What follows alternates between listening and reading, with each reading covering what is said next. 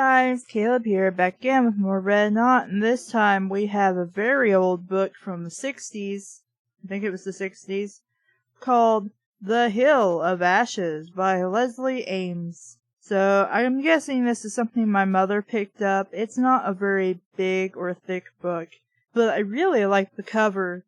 I mean, it's just two people standing there and doing nothing.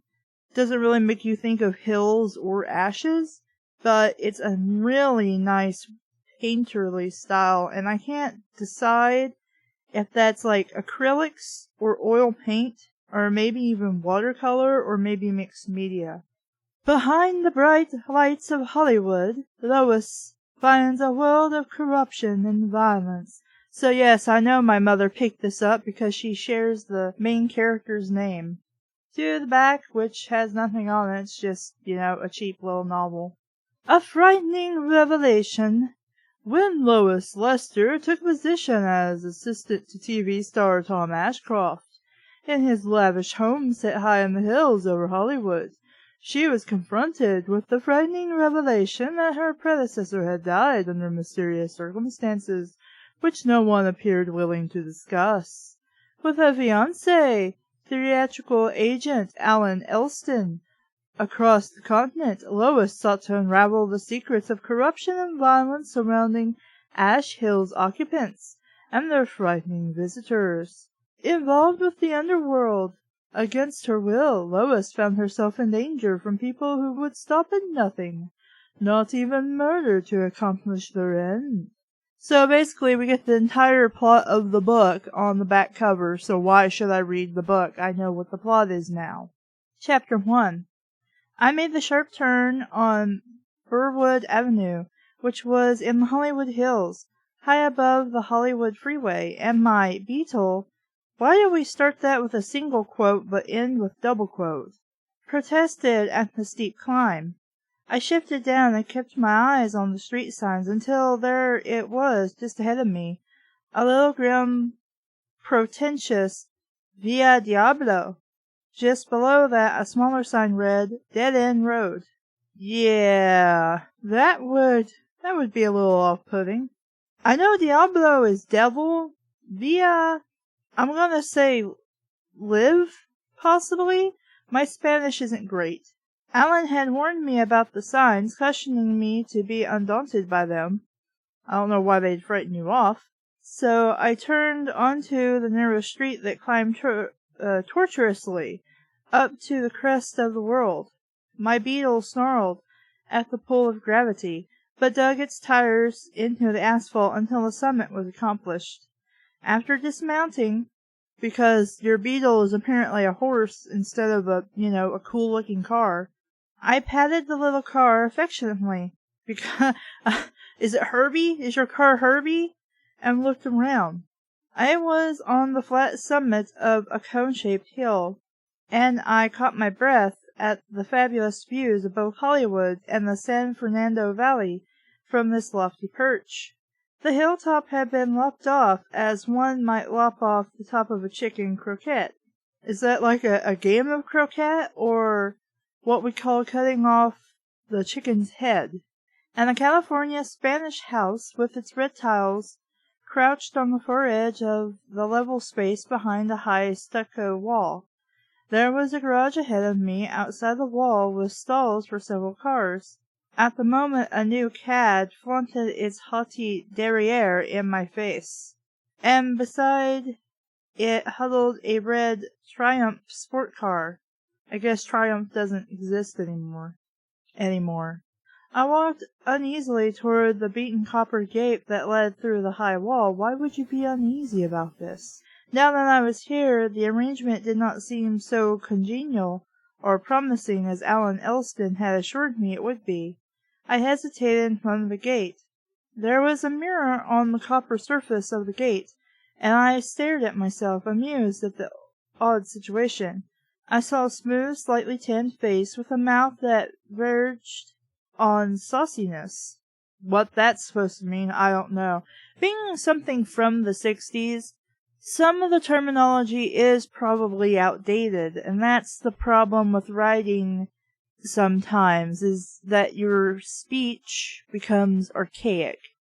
And if you write like that, terms specific to an era, even just a handful of years later, it can be looked at as people aren't going to know what those mean unless they were alive around then.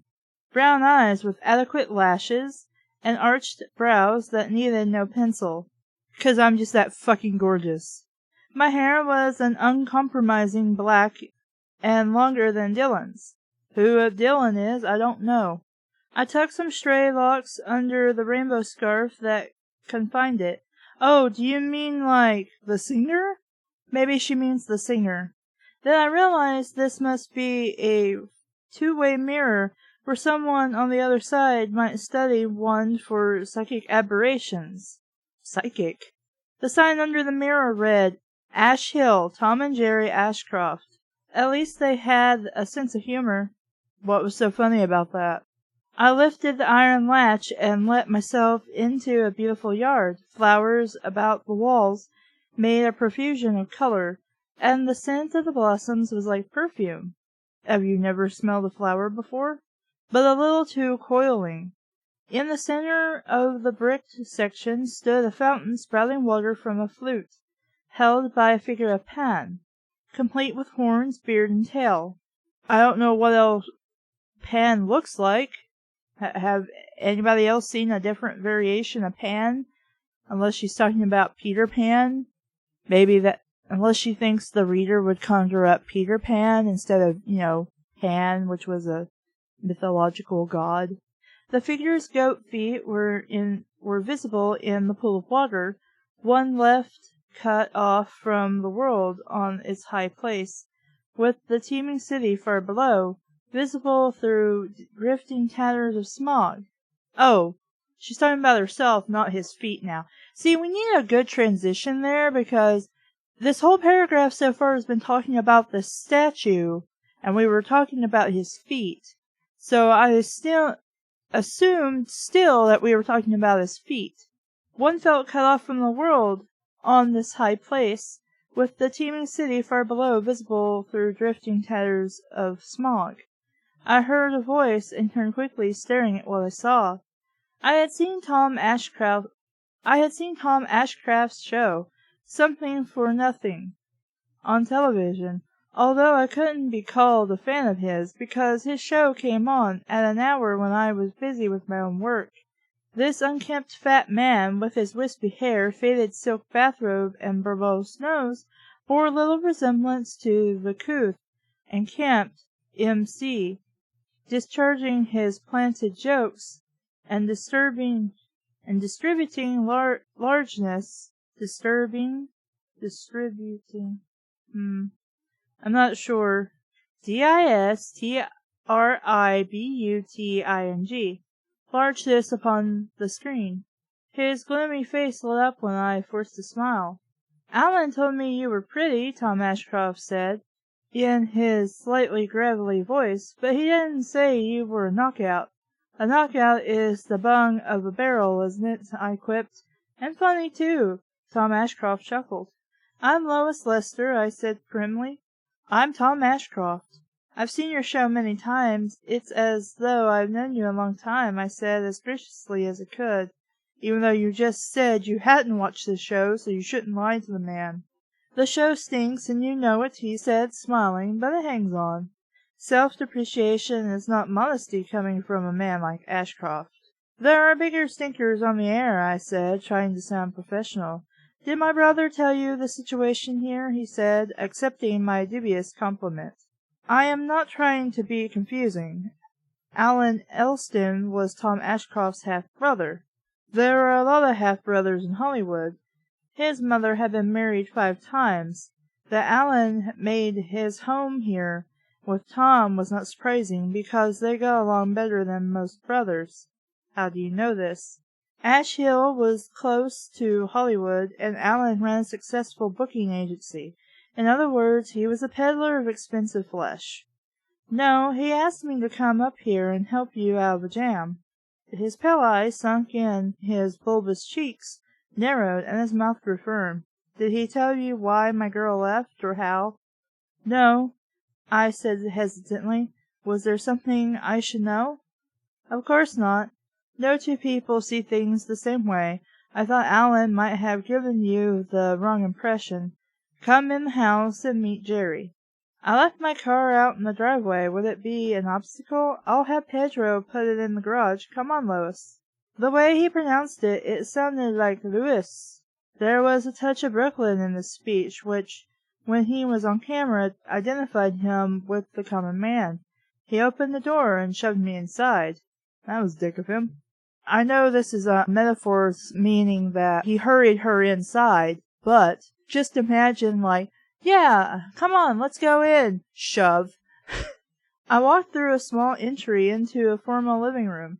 The room reminded me of those untouched and unlived-in model houses one sees displayed in subdivisions. The down-filled, quilted silk upholstery of the long divan was plumped and preened, and the high-pile carpet was an immaculate expanse of luxury. Even the marble fireplace, with its carved figures, looked like a stage set.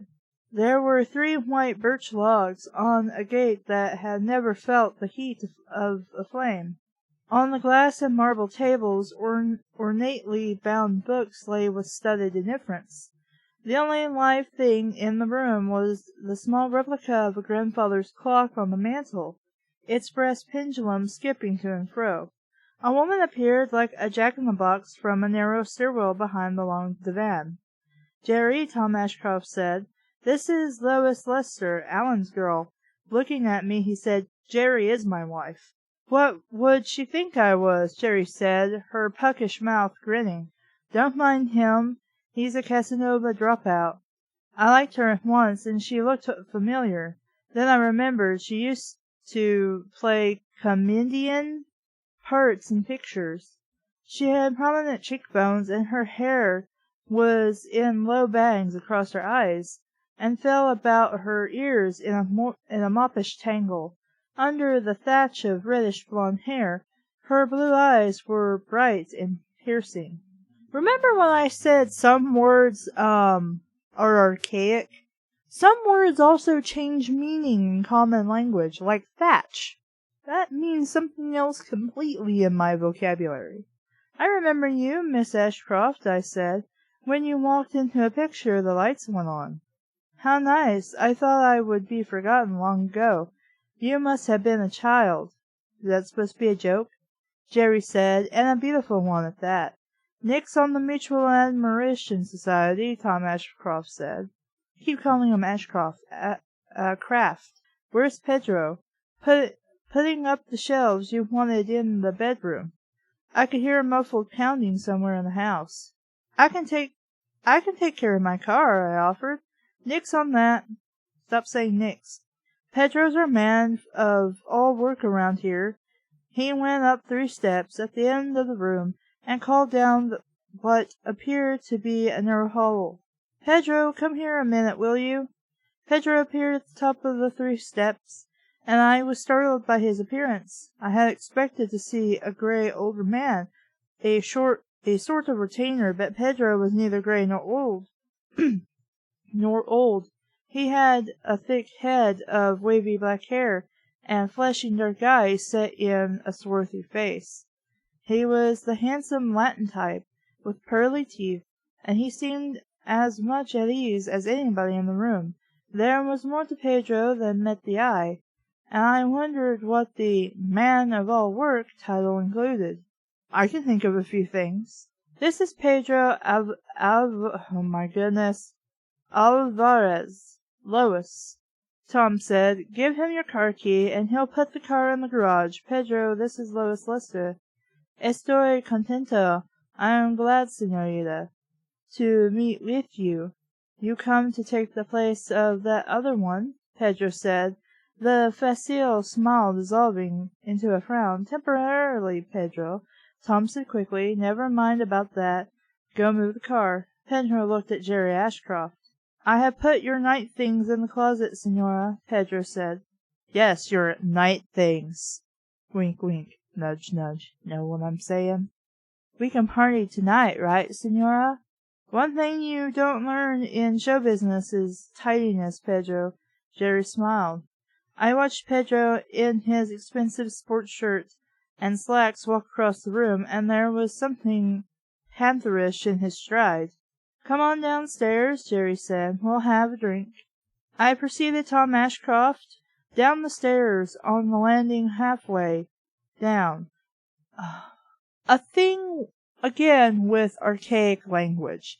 Some things were okay to say back in the 60s that aren't okay to say now. When I refer to a black person, I usually say they're a black person, or they were very dark-skinned, or something that doesn't involve the N word. Because it's in a book, I'm going to read it, but keep in mind it is highly offensive today. On the landing, halfway down, a plump negress barred the way. I'm sorry, missy, but I can't let that poor girl out of my mind, and I'm gonna to do with her clothes. There weren't nobody at the funeral even known to her. That is incredibly racist. More racist than calling her a negress. I feel uncomfortable saying that. That's all right, Myrtle. Boy, these are the most generic, stereotypical names for anybody ever. Store them in the cedar chest at the foot of the bed. If nobody claims them, we can give them to some charity, Jerry said. Lois here will occupy the room for a while. What was going on here? Something had happened, and I was not being told about it. If there was something offbeat at Ash Hill, Alan should have informed me before I left San Jose. Or Jose. I don't know. I have no intention of living here, Jerry, I said, trying to hide my confusion. I just came up to get acquainted. Stiddlefix. Stiddlefix? It's supposed to be fiddlesticks. I guess copyright? Jerry exclaimed, hashing the word deliberately. Maybe she's aware that that's not the appropriate word. Do you think we'd let you go to a hotel? You're the most stunning brunette I've seen in a long time. The wolves would be knocking your door down. It will take time to find you an apartment. I felt trapped, but I had half expected it to be that way. My noisy typing will be a bother, I said lamely. Why is a girl with your equipment bothering writing? Sexist! That's for horn rims and shrinking violets. Let the men be slavies. We'll be their inspiration. Well spoken, I said, by a woman who already has her career. Had, darling. You still have it if you want it, I insisted. Look at Barbara Stanwyck. Let me tell you the truth. Competition in the family is the solvent that loosens the glue of marriage. What's the point that has on anything? So you are also a philosopher. I smiled as we squeezed past Myrtle and went on down the stairs. Beauty is a transcendent commodity. I added my own wisdom. It vanishes like a thief in the night, taking the silverware with it. Brains improve with use. Cut out the baloney, Tom said, herding us into a big room that took my breath away. It was a large room with one wall made all of glass that looked out into unadulterated space. What a frightening view, I said, 'cause it would be frightening, drawn to the glass wall by sheer curiosity. One thing I will say about this is there's a lot of talking and very little narration. And I don't really like that because it's just we're talking. We're doing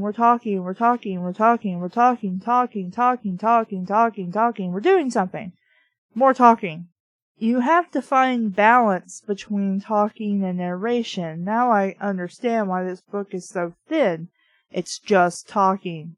I stared out speechless. Below me, smog lay like a dirty blanket across the valley, torn here and there with gaping holes that revealed the activity of the human ants under it.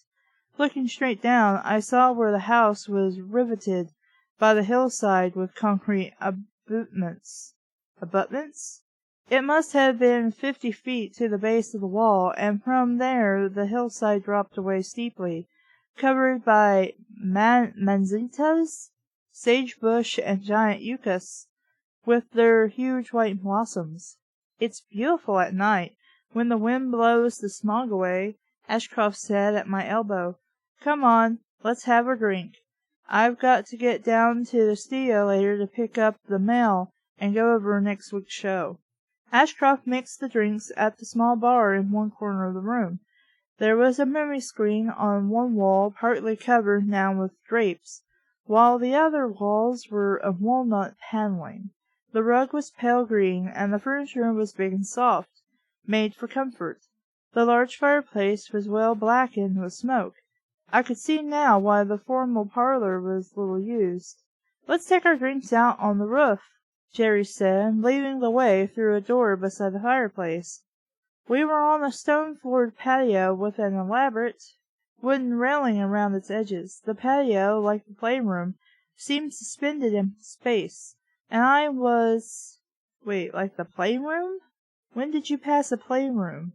And I was afraid to look over the railing. Then I noticed one place where the railing had been broken, and some patio furniture had been placed there as a barricade.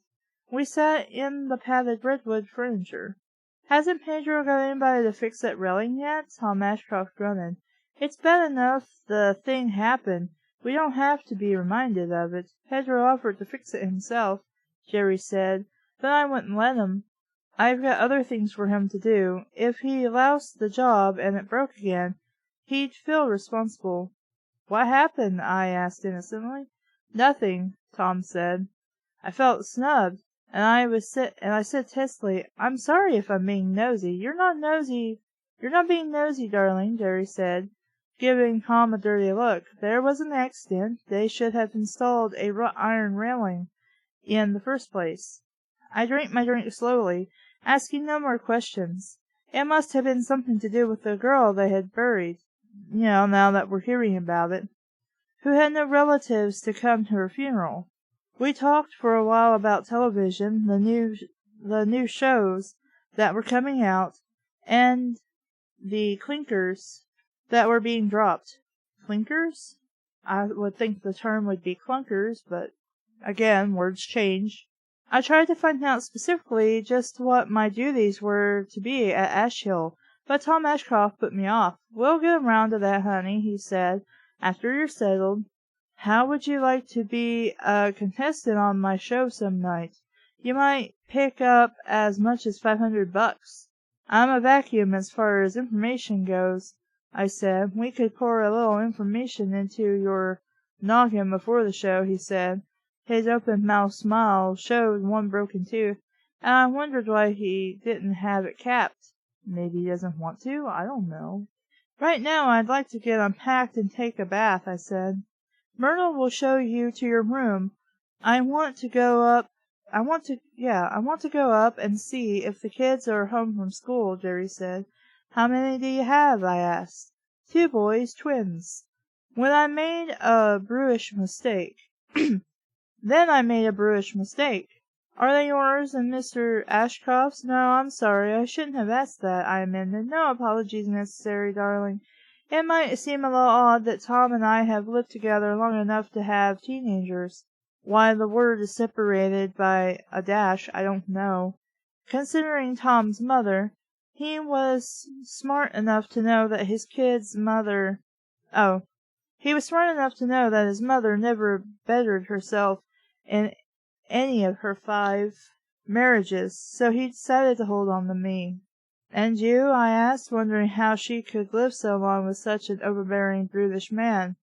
Well, we haven't really seen much of his personality yet. He's just been kind of dancing around topics. She should have slapped my face, but she didn't. There are 2 Tom Ashcrofts. His public image sometimes frightens me, so I ignore it, and live with the Tom Ashcraft, because I keep saying it wrong, he reserves for the family. Besides, I couldn't leave him. She didn't elaborate on that, so I let it lie. Why would she elaborate on it? That's pretty common for somebody who loves their husband to say. I couldn't leave them. Big whoop-de-doo. I mean, considering the back of this book, you know there's more to it than that, but whatever. We carried our glasses into the house. Pedro Alvarez was coming down the stairs into the big room with my bags. I took the liberty, Lois, of bringing in your luggage, he said with very little accent. Okay, so when he introduces himself, he speaks like he only knows some English, but now he clearly does know English. So what was the point of faking it to start with? I felt uncomfortable being so suddenly accepted on such intimate terms by this strange family, but I knew enough of the theater to know that most of the endearing terms were casually used. I excused it in the Ashcrofts, but I had not intended to become Lois to Pedro Alvarez so soon. Before I could answer, Myrtle came into the room. "I got your room ready, Miss Lester," she said, a peculiar look on her face. "Thank you for bringing my bags down, Mr. Alvarez," I said pointedly. "Myrtle and I can handle them the rest of the way." "It was my pleasure," Pedro said, bowing slightly. "'Cause you would do that, I guess." "I've got to get dressed and go down to the studio," Tom said, excusing himself. "You'll come this way, Missy," Myrtle said, picking up one of the bags. We dispersed in several directions. I followed Myrtle down another flight of stairs, into a long hall. A door was ajar at one side of the hill, exposing a bedroom as large as the playroom upstairs. "So the place you called a parlor, or were you just referring to the parlor as barely used because they would rather use the room you were in, and you're calling that the playroom since it's got, like, a bar and a theater?" "I don't know, I'm confused, and you need to fix that." All these years later. It was furnished in a western motif, like an elaborate bunkhouse, which no honest cowboy would be caught dead in.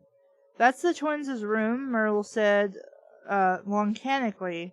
"My room's next to the kitchen off the back porch. This," she indicated a door on the left farther down the hall, "leads to the catacombs." "The catacombs?" I exclaimed. "It's a sort of cellar under the main house. It's filled with all kinds of junk. Mr. Ashcroft, he was poor when he was young, so he don't throw nothing away. Once Missy Jerry and Pedro pack all the old furniture and stuff up to the patio for the junk man or the Goodwill folks to pick up. But Mr. Ashcraft came home and raised Hades, 'cause she wouldn't say hell. He made Pedro pack it all back." "It might be sentiment," I suggested. We were going down another flight of stairs, which turned at a landing and continued on down, ending finally at a door. Myrtle opened the door and led me into a cozy room that I fell in love with at once. The drapes were pulled aside at the picture window and disclosed a private patio on the level of the ground. After the aerial views I had braved upstairs, I heaved a sigh of relief to be close to God's green earth. "This is darling, Myrtle," I said. "I know I'm going to enjoy this room." "Yes'm," Myrtle said solemnly, throwing a damper on my enthusiasm. I cleared out the closet. I put her things in the cedar chest at the foot of the bed. I felt a slight chill go through me. Here she was again, the unclaimed corpse, back to haunt me. I was determined not to be haunted. You know, we need to, have a bit of backstory building. Again, some narration would be good here. "I won't need the cedar chest," I said, trying to recapture my good humor. "I reckon, Miss Lois, this house has a hex on it, I do declare, because she has to be stereotypically Southern. Things go on here and make a person wonder." "What do you mean, Myrtle?" "That girl was scared of somebody. Lots of different kinds of folks come here, Miss Lois. I cooks a fine dinner, but when I calls them, they just getting started good in the bar. They get to laughing and talking and telling funny stories children ain't allowed to hear. By the time they come down to eat, the dinner's cold and gooey. The only good thing is, they're so liquored up they don't know how bad it is, that's a fact." "Come now, Myrtle," I cajoled her. That doesn't happen every night. It happens often enough. Then us colored folk have to entertain, too. It's a big thing in Hollywood to have colored servants who was once in showbiz. They call us out and ask us to perform like you make your favorite dog do tricks. If it's so difficult, why do you stay, Myrtle? I was in showbiz, me and Charlie, before he died. We was called the Chocolate Drops. Thanks for sharing. I'm sure that's going to be important later. Do you ever entertain here, Myrtle? Sometimes I sing and do a little African hula, whatever that is. She chuckled. If the guests are feeling good, they throws money to me. I walked over, opened the door to the patio, and stepped out. Myrtle was right behind me. An L of the house. An L? That's what it says. E-L-L, that's it. Of the house made a wall at one end of the patio, giving it added privacy. There was some outdoor furniture. What a nice spot, I said sincerely. I feel like I'm down to earth here, even if the hill is steep. I looked up at the top of the wall and at the end of the patio and was startled to see the broken railing of the patio on the roof of the house. That was the place we had had our drinks. When I heard Myrtle's crooning voice. That's where she landed, right over there, poor child. Poor chill, apparently, instead of poor child. I tensed as I dropped my eyes to the patio floor. The concrete had been hosed clean, but at the base of the wall there was a dark stain. I stared at it, knowing it was blood. It looked rusty now. What happened, Myrtle? I asked in a steady voice. They don't want no publicity about it. It was an accident. How did it happen? I was insistent. She was playing around up on the roof with that singer Jimmy Burner. According to him, he was pushing her around on one of them redwood chase lounge with wheels. He gave the thing a shove, and before he knew what happened, it crashed through the railing. She fell there, dead? I pointed a finger at the spot. Broke her up bad. Her head was bashed in, they said. But the blood? A head wound doesn't bleed much. How would you know this? Have you bashed people's heads in? I thought you were in the entertainment business. How would you actually know this? Her arm was half torn off by getting caught on the railing. How horrible. I shuddered. I was the first one to get to her, 'cause I was working here in this room. I heard her scream and looked out. I saw her fall, and she didn't land on her head. I looked at her closely. What do you mean by that, Myrtle? I don't mean nothing. It ain't none of my business. What was her name? I asked. Called herself Rita Scout. She belonged to Sam Teresa's brother. She belonged to somebody's brother? I don't think she belongs to anybody but herself. How long has she been working for Tom Ashcroft? Ever since Tony Teresa got killed in Vegas. Sam brother here. Sounds complicated. I looked at the bloodstain. Too bad about the accident, I added. If it was an accident, Myrtle replied. Chapter 2. When I woke up from my nap, I went over to the window and looked out. The shadows were deep now. I must have slept longer than I realized. A breeze was rustling the manzantia on the hill, and far down I could see the dirty blanket of smog shifting and dissolving into splotches of lights. My mind was on Myrtle when I heard a knock on the door. Come in, I said. The door opened, but it wasn't Myrtle who stepped inside. It was a 17-year-old boy, standing there in bra and panties. Oh, you are. I let out a gasp and snatched the drape, winding it around me. I'm sorry, I gasped. I thought you were Myrtle.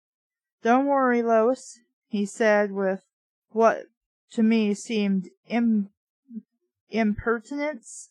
Girls don't hide much these days. This takes place like back in the 60s. I'm pretty sure they hid a lot. Well, then again, it was the 60s. He was a tall boy, built like his mother, and he had her blue, mischievous eyes. I sensed amusement in his eyes, because you can instead of his voice, and my face flushed in spite of my efforts. To prevent it, before I could think of anything to say, he spoke on. You look pretty. Not many girls blush any more. Dude, she's half naked and you're being creepy. Go the fuck away. I wanted to slap his face. Instead I said, "Who are you?" "I'm Ron Ashcroft, one half of the group." "Group?" I said. "I've got a brother." Then I remembered. So you're one of the twins. Identical? Two nuts from the same shell, that is, on the outside. What do you mean by that? Shouldn't you tell him to leave so you can get dressed? Then you can ask him questions? I was still swaddled in the drape. No shit. And I meant to stay that way. Or you could tell him to get the fuck out so you can get dressed. Don has a cookie streak in him. Sometimes he leaves me. Mentally, that is. I frowned at this. What did you come for? To tell you that it's drinky time. What the fuck does that mean? If you want a dram before dinner, you had better come on up. Sorry to bust in on you. And stay, and then creepily tell you you're pretty and, not respect your privacy or anything, 'cause I'm a jerk like that. I should have locked the door, I conceded. Either way, he's a dick just standing there looking at you naked. He left, and I made sure he was gone before abandoning my window sheet. He didn't shut the door or anything, by the way. He just turned around and left. I slipped on a wrinkle-proof, shadow-free tent. What's that? You mean a poncho? What? Okay, again, terminology changes as time marches on. Fashion also changes as time marches on, so I don't know what in the hell we're talking about here. And I was dressed. So you just stuck on a poncho and that was it? I blushed. My ebony mane dabbed at my cheeks and smeared my ample lips with coral, because of course you have to have awesome full lips. I climbed the long flight of stairs from the nether regions. That must have been difficult considering you were using your private bits. And at the top I met Ron Ashcroft. I'm sorry if I sounded upset when you came to my room, Ron. I would have been plenty upset. He was a boy, saw me naked, and didn't leave. And then he creepily told me I was pretty. Jason agrees. I said, there's still some prude in me. That wasn't prude. That was nowhere prude. At all. He frowned, then his eyes lit up, and his mouth carved in a warm smile. I wasn't in your room. Did he catch you unaware? There came that darn flush again. I realized I had made a mistake. This must be Dawn, the twin with the wandering mind. I was waiting for him to chide me for blushing as wrong. He didn't. He did not. I was, shall we say, draped like the Statue of Liberty. I replied. I happened to be near the window drapes. Sounds interesting, he said. I hope you're not a weirdo like Rita Scote. There was no time to continue about Rita Scote. Tom Ashcroft saw me and came over, taking my arm possessively and steering me into the group. I met Al Strader, who looked like a buffalo hunter from a John Ford movie, with mustaches like the handlebars of a Honda. He has multiple mustaches. Did you know you can do that, guys? You grow multiple mustaches? Dave and Hoosh Show would probably be into that. His red face was a mask of good humor, but I had the feeling there was a tiger lurking behind that oily facade. A tiger as in rawr? Or a tiger as in, yeah, I don't want to fuck with this guy. His wife, Ogla, I think it's Ogla, sorry, was a replica of him, except that her hair was lighter and hung in strings about her grinning, toothy face. To be honest, I hadn't been exposed to too many Hollywood celebrities. These people were the flesh and blood of the ghosts I had seen on the screen. Al Strader was a natural for jovial heavy, whatever that means, and now that's definitely an I, not an L. Misprint. Olga could have filled in for a lush, as she was doing now. What we got here? Strader exclaimed in a distinct Russian accent when he was introduced to me.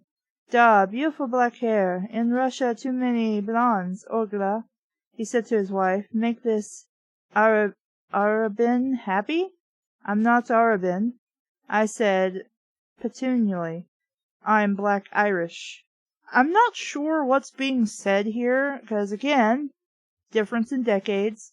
But I think he's trying to say the reason why she has dark hair is she is of Arabic heritage. But instead, she's just saying I'm Irish and happen to have black hair. Tom Ashcroft came to my rescue because you needed rescuing. She has just come to the hill, Al. She's a pilgrim making a scene. Velvet gloves, eh? Velvet gloves, my eye! I'm guessing this is a term for silk gloves, which means, handle carefully. I'd take him on pound for pound. I pushed my black hair back and calmly surveyed him, because you feel threatened for some reason. The cool treatment distracted him. His oily smile disappeared, and his mustache appeared to scrounge together. Mr. Strader, I said, you Hollywood actors become confused with your characters. The wardrobe dresses you. A writer puts words in your mouth. A director shows you what to do. The result on the screen is interesting, and you come to believe you are the character. Olga Strider chimed in. I like you, darling. This stupid oaf can ape any character because he never had one of his own, yet people like him on the screen, and he makes much money. You should live with him. Olga, I'll cut off your beer, Al said. You're all a bunch of kooks, I said, laughing, but you've given a lot of people pleasure. The last was sincere because it was true. Hey, how about introducing me to the natural brunette? A thick voice said. I turned and saw a dark-haired young man with thick features, wearing a pale blue shirt with a salmon-colored tie. I don't think that would be really all that pretty to look at. He had dark eyes and looked Lebanese. He had already drunk too much, and I saw either fear or contrition in his eyes. Tom Ashcroft, I keep calling him Ashcroft. Ashcraft turned with a look of annoyance on his beaming fat face. So he's annoyed, but his face is beaming. I see. Lois, I want you to meet Jimmy Benner. For a moment my mind and my heart stood still. Jimmy Benner, the man who had accidentally pushed Rita Scout off the patio on the roof. Keeping my voice steady, I said, I'm delighted to meet you, Mr. Benner. I wasn't delighted at all. Just call me Jim, he said, the warbling windbag. Then I remembered I had heard him, and he was quite popular too. You had heard him? Heard him. From the movies, on the radio. I even remember one of his recordings. I remember your album, How Soft Love Can Be, I said, knowing I was on solid ground. A mere cliché, he said soberly. Love is the rottenest thing that can happen to anybody. Oh, I said, surprised. It's a trap. You avoid dames. You make with the wisecracks. You make dates and spend money, and nothing happens. You're home safe. Then one dame comes along, and you kiss her, and you don't make dates anymore. You don't spend money anymore. You just find a dark, quiet spot, and love devours you.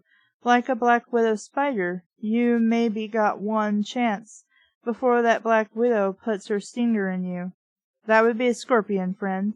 One chance to escape, just... His voice trailed off. He was a man who was drinking with determination. Yeah, we're bouncing all over the place with stuff just happening. He lowered his voice. Don't believe everything you hear about me. I'd like to talk to you. Tom Ashcroft pulled me away, and I resented being treated like a poodle on a leash. Let him alone, Tom said. He's running off at the mouth. He'll get over it. Get over what? I asked innocently. He had a thing with Rita Scout. It didn't work out. Don't ask me why. Jerry came over and rescued me. 'Cause you're being rescued twice in, one go. You haven't even had a Presbyterian yet, she said. Whatever that's supposed to mean. I felt comfortable with her. Could you smuggle me a straight ginger ale? I asked her.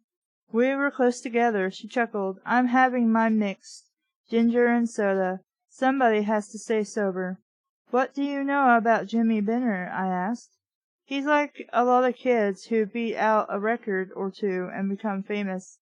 Then they're lost. Anything significant in life comes through struggle. When it's handed to you on a silver tray, it has little value." "He was on the roof when Rita fell," I said, my curiosity showing. "Oh, that! Don't do a Perry Mason here, darling. You'll be better off just to do your job, and let the Gooney birds run the show. In case you don't know who Perry Mason is, because you were a sad, sad lot, he is a lawyer, a TV lawyer, who at the same time solves mysteries. If you happen to have MeTV, which for me is like channel 8.2, you can watch him on most nights, but usually Saturday nights is when they start showing all the old classic shows, followed by like a murder mystery or horror movie from back in the day." Just then Myrtle came in from the dining room. "You all better get yourselves to the table. I got the dinner ready to go. If you don't come now, you're going to eat it dry and stale." Over Myrtle's shoulder I caught a glimpse of the dining room, the candles on the table already lit. The table glittered with silverware and napkins, styled napkins, I think. And I had a slight jolt. Pouring water from the decanter into the glass around the table was Pedro Alvarez, rigged out in a white jacket. Then I remembered he was a man of all work, or a jack of all trades. "We'll break it up soon, Myrtle," Tom Ashcroft said, and walked toward me. Pedro Alvarez came up close to us, his face serious. He bent over to talk into Tom's ear, and his coat swung open. I was startled to see a small gun in a shoulder holster. I couldn't help but hear what Pedro was saying. "It is from Sam Teresa in Vegas. He's still upset about his brother getting killed." "It was an accident, Pedro." Sam mentioned Rita. "He said there are too many accidents. Will you talk to him?" "I guess I better talk to him," Tom said. "He owns a piece of the show." "He's hanging on," Pedro said. "You want me up there?" "No, Lois can go with me. I might need somebody to take notes." I was startled by his assertion. "I'm not a steno." I don't know what a steno is.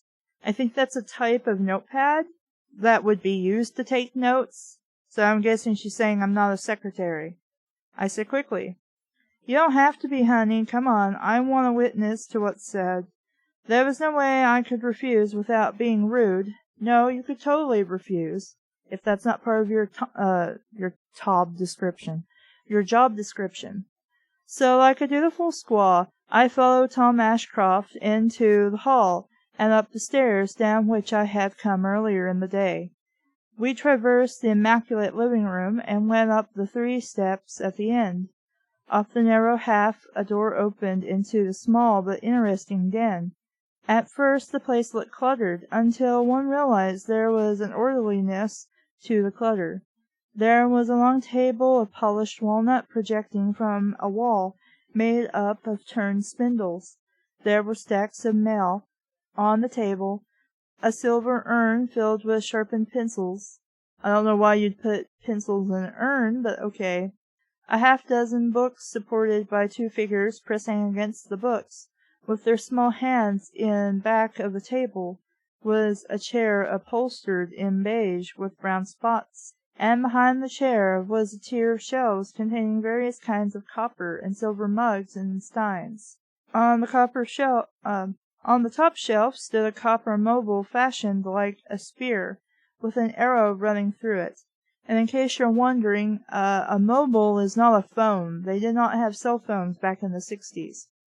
This would be like something you could move and it would keep moving. You know, like maybe it hung from wires and things like that. A bearskin rug covered the center of the floor, and a barrel torbit with a leather top squatted in one corner. Whatever a torbit is. I realized this was Tom's office at home, so I sat quietly on an ottoman, built up on legs to the height of a chair, and upholstered in the same material as the chair. You could have just said same material and I would have understood, but okay. Tom put his big bulk in the chair, picked up the phone, and said, "Hello, Ashcroft here." To my dismay, the conversation coming over the phone was repeated aloud by a speaker in one corner of the room. There was a tape recorder near the microphone. Tom motioned me to turn the recorder on. "I got some more dope about Tony," a high but smooth voice said. "We're barking down a dry hole, Sam. Let the thing lay." "Tony was my brother. I ain't taking this lying down, Tom." Lefty Grote engineered the hit and run. Tony had something on Lefty. He got it from Rita Scote. I don't know what her real name was. She was one of them dames without a past. "Wait a minute," Tom said. He motioned for me to take down the next statement. I found a pad of paper on the blotter across the table, and took a pencil from the silver urn. "Go ahead," Tom said. "You alone?" Sam asked. "Yeah, I'm alone," Tom lied, and the lie irked me. What was he pulling off? Leafy fleeced a big man out of a flock of doe, and Rita Scote was in on it. She told Tony she was fixing to double-cross Lefty, and talked Tony into helping her. Lefty arranged their executions. "That's big talk, Sam. Lefty has connections here and in Vegas. What do you expect me to do?" "Watch Benner. The kid makes money, but he throws it away. He's into Lefty for a chunk of dough. Check the Rita Scote accident. It might be something else. For God's sake, don't mention this to anybody. If Lefty arranged 2 executions to keep his crooked game quiet, he might arrange another one. Watch yourself, Ashcroft." "Lefty can't touch me, Sam. I've got my own secret defense gimmick. Dead, I'll be more of a threat to him than I am alive." I sat there, growing more frightened by the minute, while Tom Ashcroft hung up the phone and asked me to turn off the tape recorder. I looked at him furious. "Why did you bring me up here? And why did you lie about my being here? Shouldn't that be me? Anyway," I said fiercely. Ashcroft smiled. Don't be so upset, my dear. These things go on all the time. I needed a witness to the conversation." "You had the tape recorder. Why didn't you have it connected directly to the phone? I know enough to know how that can be done." "And have somebody come snooping around and find the phone attachment? No, my dear, that would make me suspect." "Suspect what?" "Word would get around, and nobody would take a chance on phoning me. The recorder is taping into the line, but not on the phone. I keep the tape for my records, but it would be inadmissible in court." "Okay, I don't know about California's tapping laws, or especially phone tapping laws in the 60s, but in Tennessee, at least last I checked, as long as one of the people in the call know it's being recorded, you can record the call and nobody else needs to know. It's legal and admissible in court." I swallowed hard. "You deliberately tricked me. I'm getting out of here in the morning, and I don't want to be involved in any more of your affairs." I was really angry. He put a fleshy hand on my arm. "Lois, dear," he said in his most persuasive tone, "you're becoming unnecessarily upset." He smiled, and I could see the broken tooth, because that was important to know. One can't crawl into a cave and avoid life completely. "I don't think I like it here," I said bluntly. "Some day you'll discover that nothing is perfect in the world, Lois. If you're so afraid of life, why don't you get a job in a library, wear a prissy smile, and dole out and collect books instead of writing them? You'll never be a writer until you come out of that shell of yours and take a few knocks like the rest of us," Ashcroft said paternally. "None of that's paternal. This is him being an asshole, and telling me I should know my place and just accept it and stay." I felt my temper rising, so I stared at the bridge of his nose and counted to 10. "I don't think I will fit in here, Mr. Ashcroft," I said. "Quit the formality. I'm Tom. You're Lois. Of course you'll fit in here, unless you're kidding yourself. You have an attachment for Alan. He's part of the family. You might become part of the family. The Ashcrofts always stick together."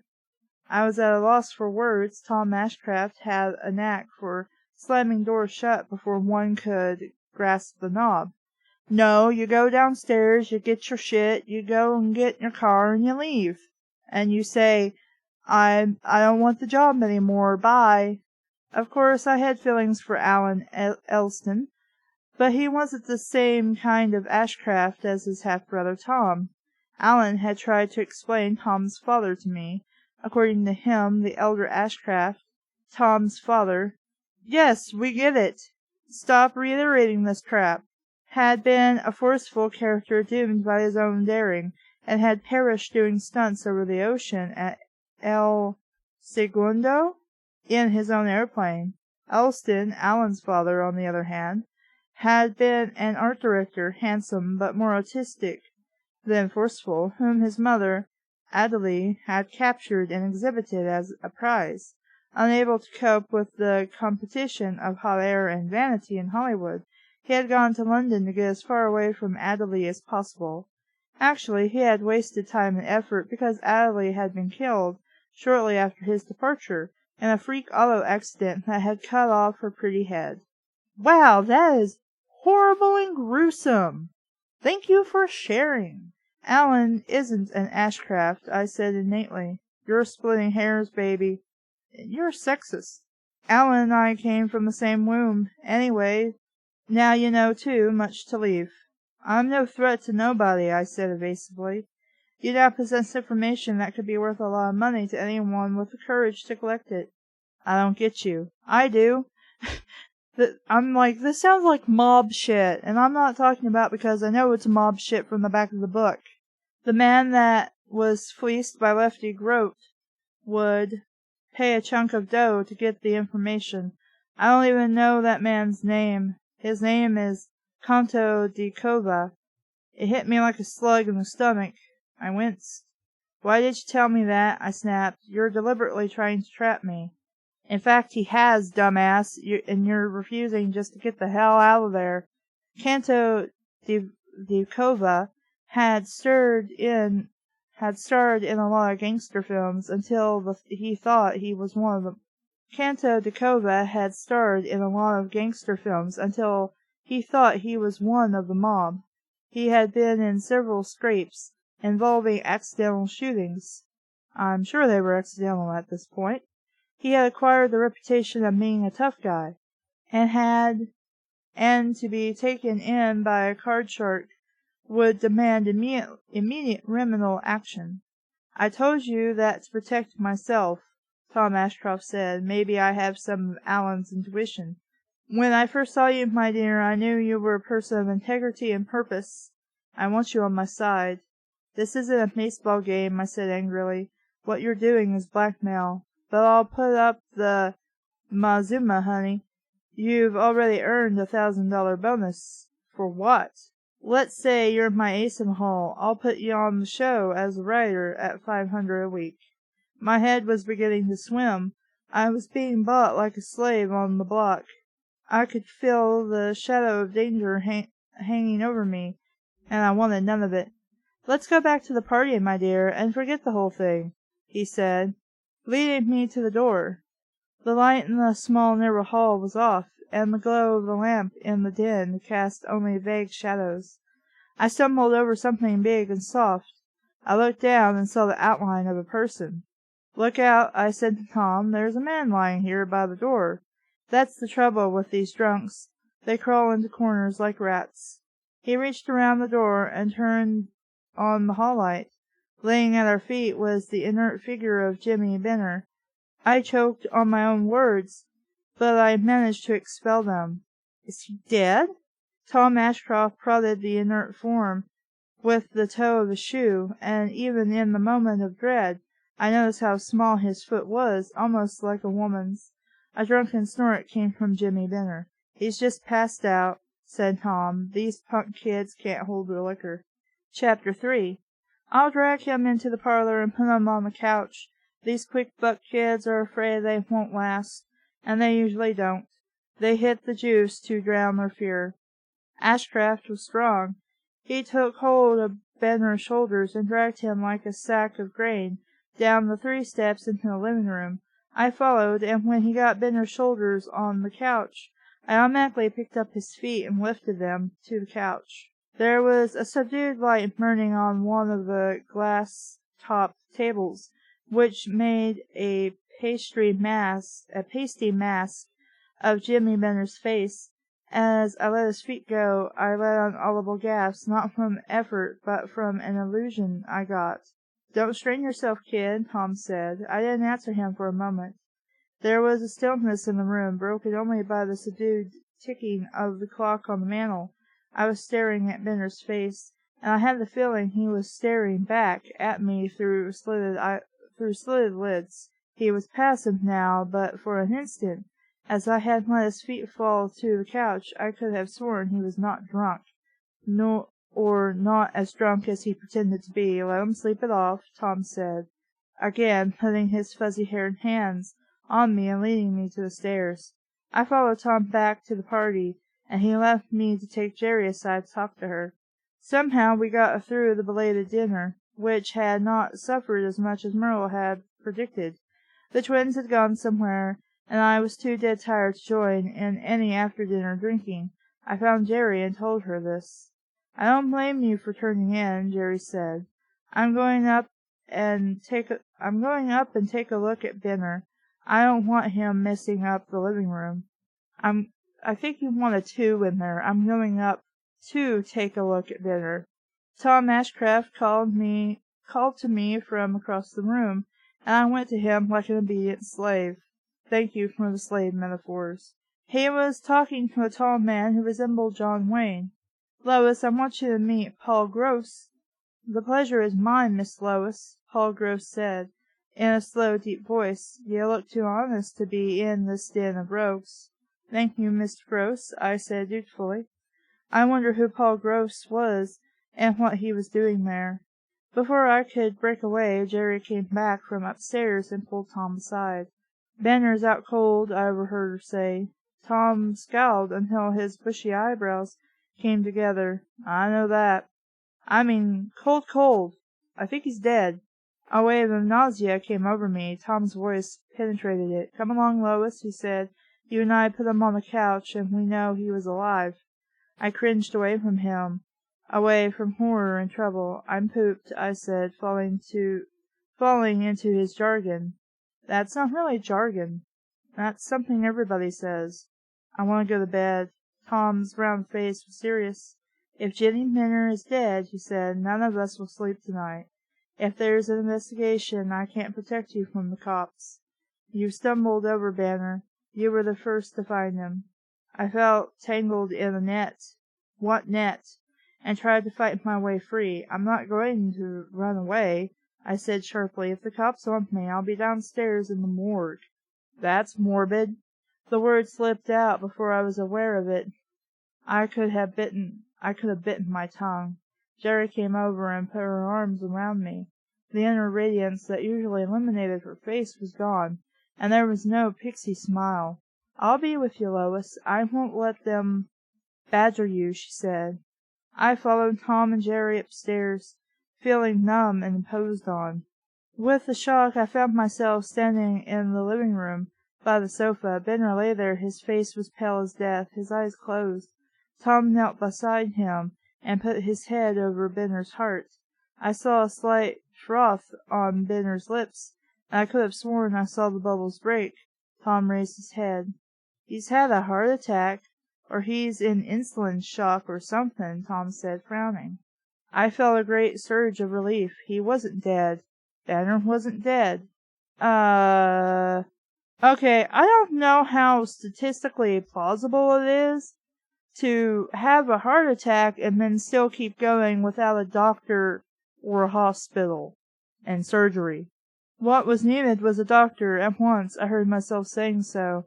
"Not here. The punk isn't dragging us into his troubles.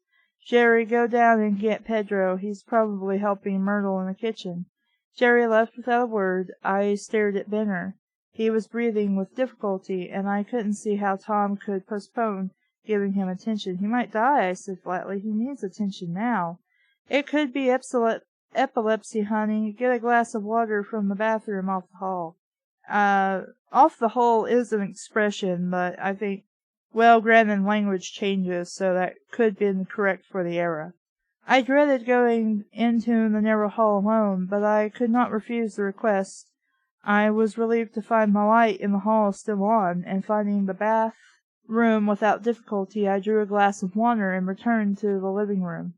Though why there would be glass, to drink or anything in the bathroom, I don't know.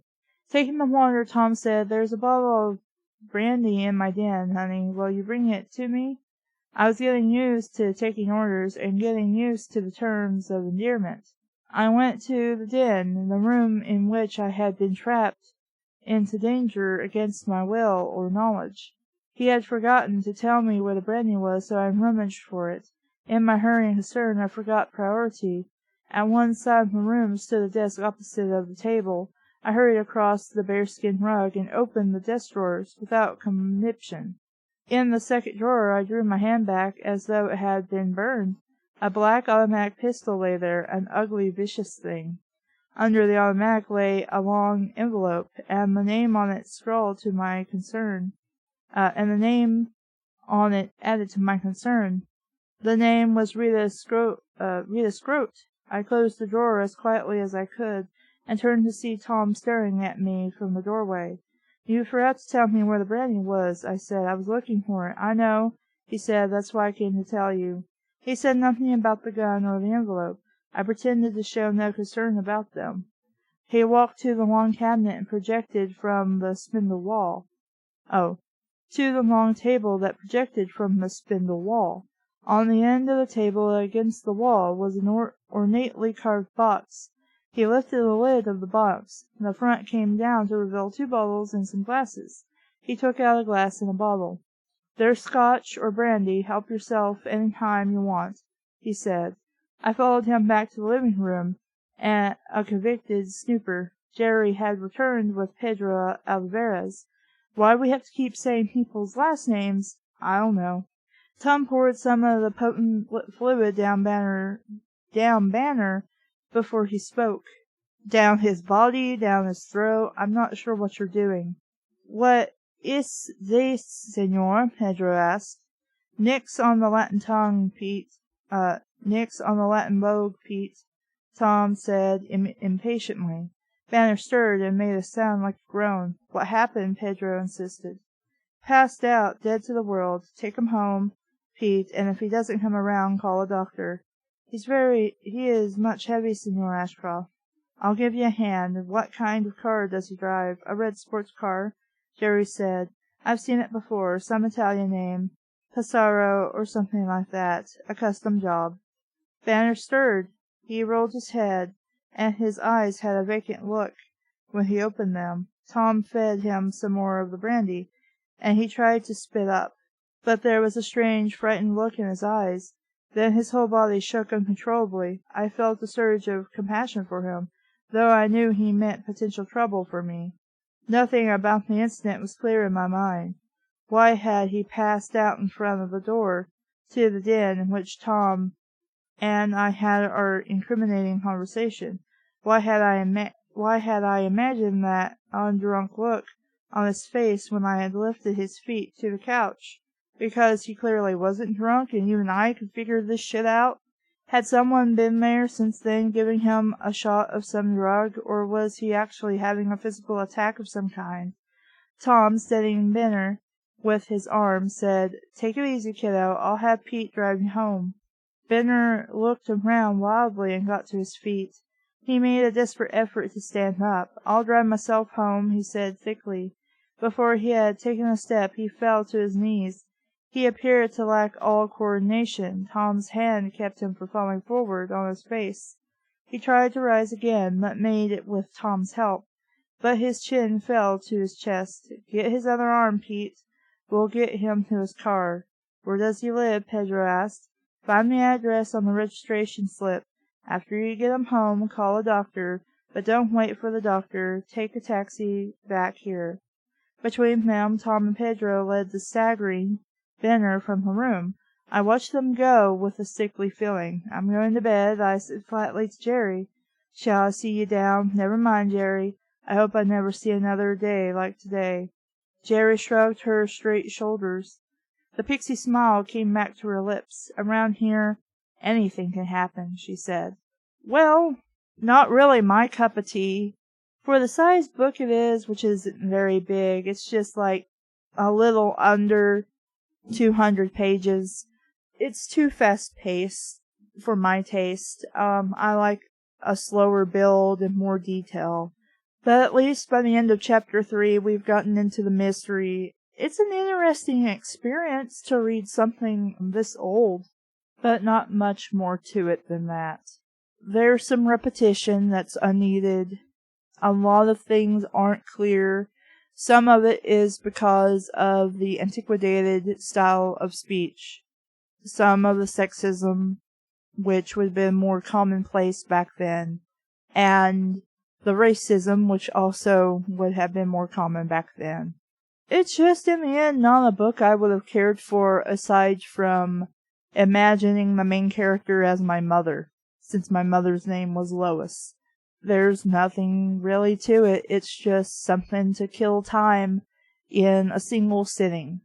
I'm not really going to be reading this, honestly, except to probably kill some time when I'm taking a break from doing other things. I'm Caleb, and this has been Red Knot. Thank you for listening. Bye!